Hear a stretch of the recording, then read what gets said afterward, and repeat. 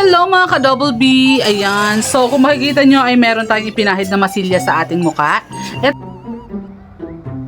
Ito yan at wala nang iba, ang K-Beauty. Ayan, baka sakaling tumalab at magkaroon tayo ng natural beauty. And now, naibabad ko na siya ng more than 20 minutes, kaya ngayon ay huhugasan ko na or hihilamusan ko na. At ngayon magpapahid tayo ng panibagong... Gigigil ako sa aso. Gigigil ako sa aso. Nakikisama... Pati bata nagiging aso, tumatahol. Wait lang ha. A few moments later. So yan, nakapaghilamos na tayo mga ka-double B. Wala na yung ating nilagay na cream or bleaching cream sa ating mukha. Ang next naman ay kukunin natin sa ref yung pangalawang ilalagay natin. So tara. Oh, teka muna, patalasas din yung kinaya. Oh, di ba? Ako ang model ng ref namin. Yan. So, ayan. May mga tinda palang ice candy yung nanay ko. Pero ito yung kukunin natin, guys. Ito ang kukunin natin. So, maglalagay naman tayo ngayon ng pampaglass skin. Uy, shucks, ang lamig. Oh, di ba? Guys, ang technique, ilagay nyo sa ref nyo yung mga, ano nyo, mga moisturizer nyo, yung mga product na pwedeng inilalagay sa ref para pag pinahid nyo, eh talaga namang nakaka-refresh. Oh my God!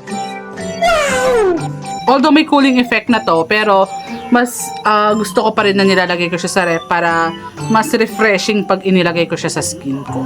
Yun, ganon. Ako nadakit awang nga rin natural nga pintas ko. So talaga mga papapintasak laula-unay.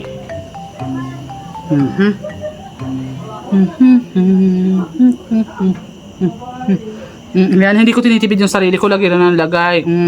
Para ang ating mga open pores, kailangan niyang mag-close.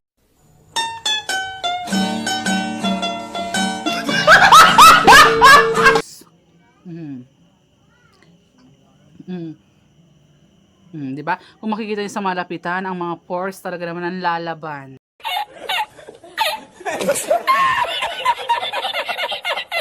Diba? O, kalubanta yun. Saka tayo ikabil ulit J-Ref. So guys, ito yung mga skincare ano ko na ginagamit. Ayan. Ayan. Mabibili nyo naman to sa mga legit na distributor at saka sa mga nagbebenta rin mga skincares. Ayan. O, diba? Para na siyang serum. Hindi ko alam kung paano ko ba siya iaano. Basta yan yung ginagamit ko. Iabot ko hanggang dito sa aking leeg. Na may vanil. Ayan. Hanggang sa may choco na bato. And that's it. O, diba? Maturog ka nga fresh. Hanggang syempre, madyak pa'y maturog. Makikaruba pa eh. At saka pala magdagdag pala tayo guys ng moisturizer sa lips. Na may cooling effect din kasi to eh.